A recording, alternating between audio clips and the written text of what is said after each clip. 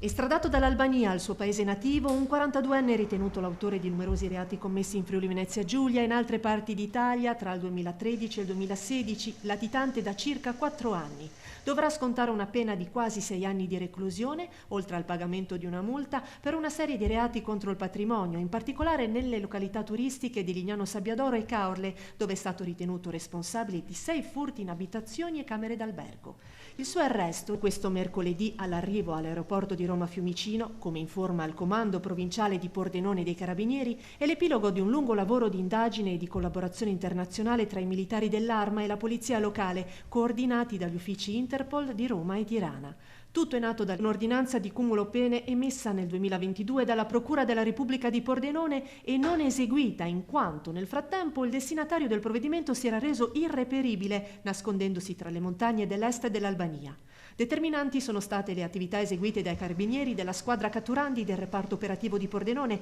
che hanno localizzato l'uomo nel paese d'origine, fatto che ha permesso di tramutare il provvedimento giudiziario italiano in un mandato di arresto europeo. Lo scorso 11 marzo le autorità albanesi hanno fermato il 42enne nel porto di Durazzo e lo hanno arrestato, poi l'avvio della procedura per l'estradizione in Italia concretizzata mercoledì.